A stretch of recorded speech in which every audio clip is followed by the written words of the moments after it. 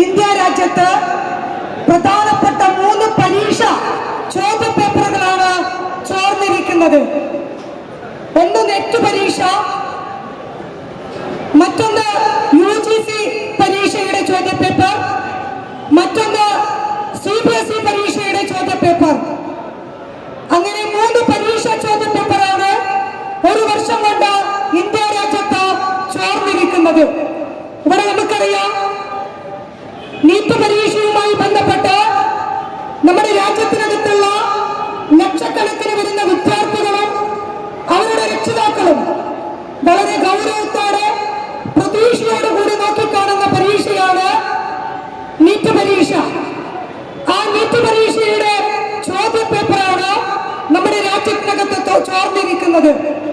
അത് ചോർന്നു എന്ന് മാത്രമല്ല, വലിയ പ്രതീക്ഷയോടുകൂടി ഈ പരീക്ഷ എഴുതാമെന്ന വിദ്യാർത്ഥികളെല്ലാം തന്നെ പരീക്ഷ മാറ്റിവെക്കുന്ന സാഹചര്യത്തിന്റെ ഭാഗമായി വളരെ നിരാശപ്പെട്ട എക്സാം സെന്ററുകൾക്കകത്തു നിന്ന് വീട്ടിലേക്ക് തിരിച്ചു പോകേണ്ട സാഹചര്യം നമ്മുടെ രാജ്യത്തിനകത്ത് രൂപപ്പെട്ടു.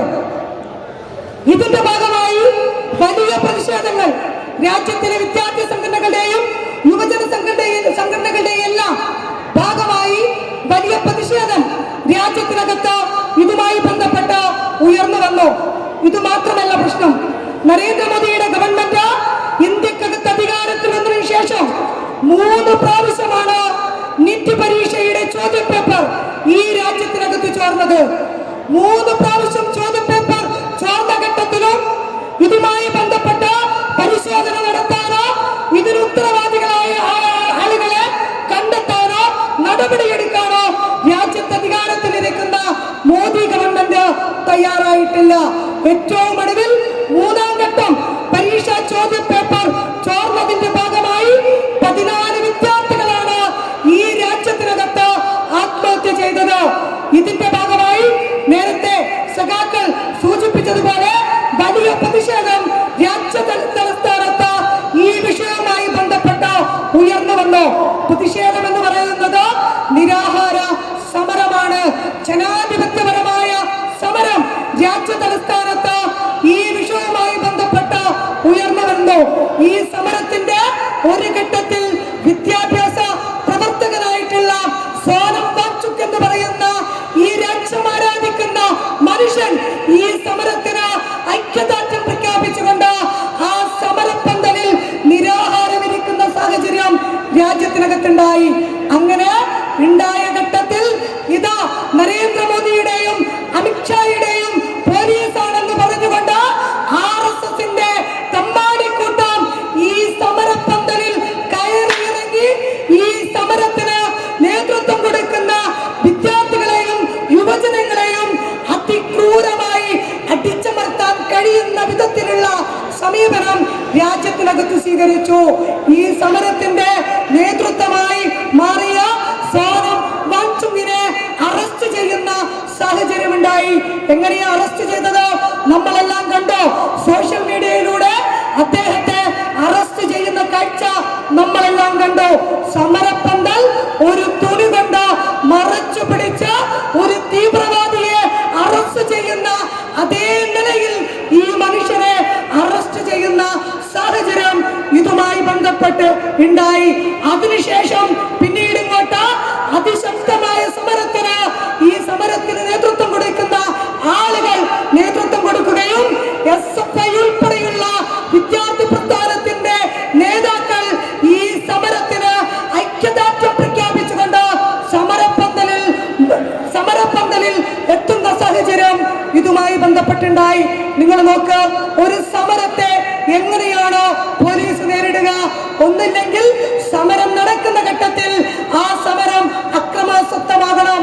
അല്ലാത്ത നിലയിൽ സമരത്തിനകത്ത് ഈ നിലയിൽ പോലീസ് ഇടപെടുന്ന സാഹചര്യം രാജ്യത്തുമില്ല, രാജ്യത്തിലെ മറ്റു സംസ്ഥാനങ്ങളിലുമില്ല.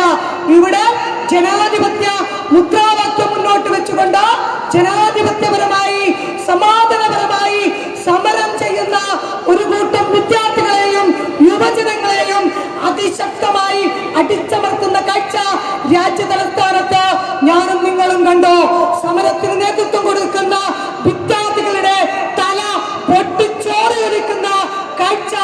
നമ്മൾ കണ്ടോ ആ വിദ്യാർത്ഥികളുടെ രക്ഷിതാക്കൾ ഉൾപ്പെടെ ഇതിൽ പ്രതിഷേധിച്ച സമരത്തിനകത്ത് പങ്കെടുക്കുന്ന സാഹചര്യം രാജ്യത്തിനകത്തുണ്ടായി.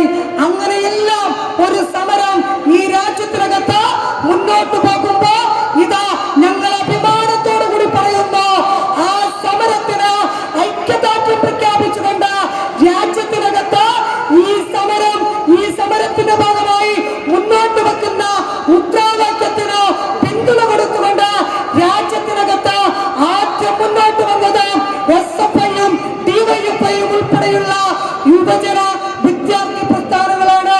അതുമാത്രമല്ല, ഇവിടെ കേരളത്തിനകത്തു നിന്ന് കോൺഗ്രസിന്റെ MPമാരുണ്ട്. ഞങ്ങൾക്ക് MPമാരുടെ എണ്ണം കുറവാണ്. കേരളത്തിനകത്ത് മാത്രമല്ല രാജ്യത്തും ഞങ്ങളുടെ MPമാരുടെ എണ്ണം കുറവാണ്.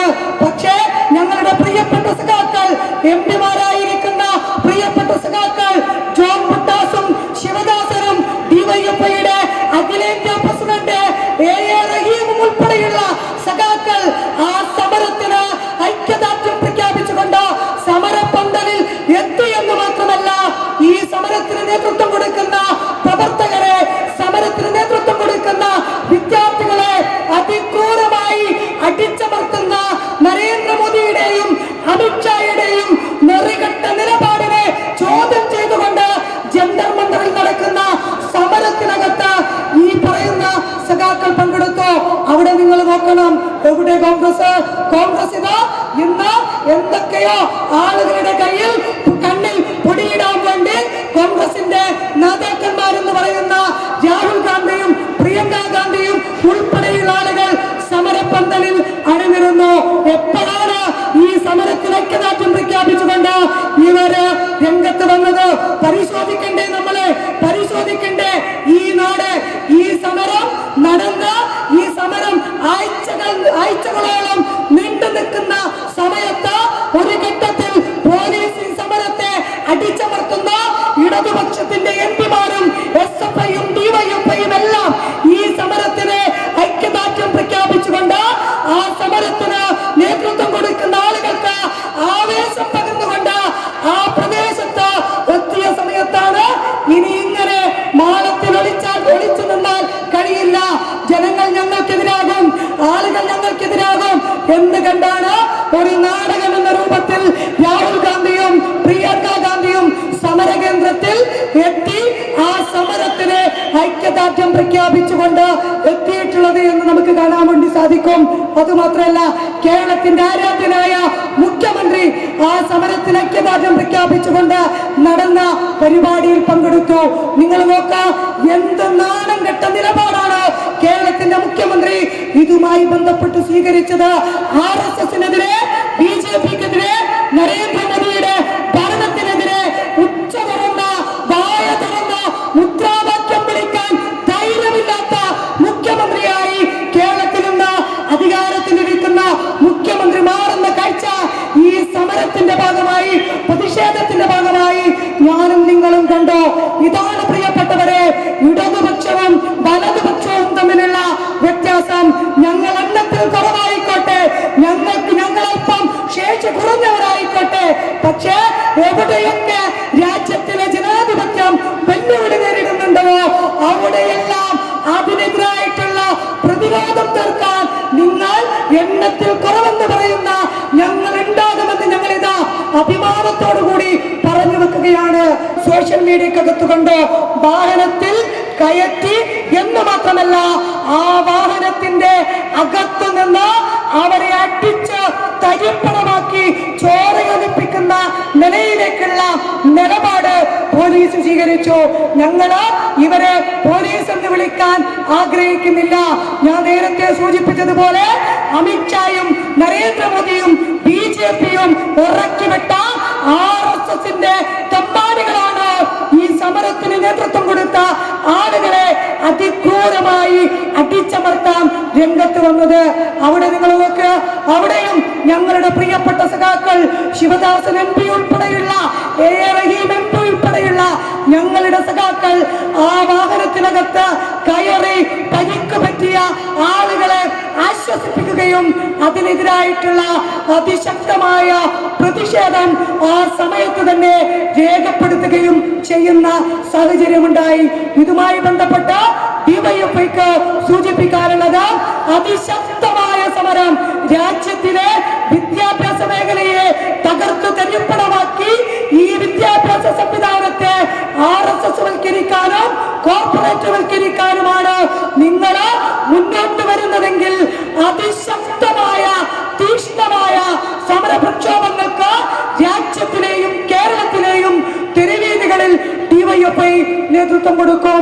ഈ മാസം 27-ാം തീയതി ഞങ്ങളിതാ എല്ലാ ജില്ലാ കേന്ദ്രങ്ങളിലും ഈ സമരത്തിന് ഐക്യദാർഢ്യം പ്രഖ്യാപിച്ചുകൊണ്ട് അതിശക്തമായ സമര പ്രക്ഷോഭങ്ങൾക്ക് ഡിവൈഎഫ്ഐ നേതൃത്വം കൊടുക്കാൻ വേണ്ടി പോവുകയാണ്. പുതിയ വിദ്യാഭ്യാസ നയം രാജ്യത്തിനകത്ത് നടപ്പിലാക്കി ഞങ്ങളിതാ രാജ്യത്തിലെ വിദ്യാഭ്യാസ മേഖലയെ പൂർണ്ണമായി RSS വൽക്കരിക്കാൻ വേണ്ടി പോകുന്നു. സാധാരണക്കാരന്റെ മക്കൾക്ക് പഠിക്കാൻ കഴിയാത്ത വിധം രാജ്യത്തിലെ വിദ്യാഭ്യാസ മേഖലയെ മാറ്റി തീർക്കുന്നു. കോർപ്പറേറ്റുകൾക്ക്, കുത്തക മുതലാളികൾക്ക്, വിദ്യാഭ്യാസം കച്ചവടമാക്കുന്നവർക്ക് ഈ രാജ്യത്തിലെ വിദ്യാഭ്യാസം യഥേഷ്ടം വിൽപ്പനക്ക് വെക്കാൻ കഴിയുന്ന നിലയിലേക്കുള്ള പുതിയ വിദ്യാഭ്യാസ നയം രാജ്യത്തിനകത്ത് കൊണ്ടുവന്നവരാണ് നരേന്ദ്രമോദിയുടെ ഗവൺമെന്റ്. ആ നയത്തിന്റെ ഭാഗമായി തന്നെയാണ് ഞാൻ നേരത്തെ സൂചിപ്പിച്ച ഈ പരീക്ഷകളുടെ എല്ലാം തന്നെ ചോദ്യപേപ്പർ ചോരുന്ന സാഹചര്യം രാജ്യത്തിനകത്ത് രൂപപ്പെട്ടത്. ഞങ്ങൾക്ക് ഇതിന്റെ ഭാഗമായി സൂചിപ്പിക്കാനുള്ളത് ഈ നിലയിൽ രാജ്യത്തിലെ വിദ്യാഭ്യാസ മേഖലയെ തകർത്ത് തരിപ്പണമാക്കാൻ കഴിയുന്ന വിധത്തിലുള്ള നിലപാടുകൾ സ്വീകരിച്ച് മുന്നോട്ട് പോകുന്ന രാജ്യത്തിന്റെ വിദ്യാഭ്യാസ മന്ത്രി രാജിവെക്കണം.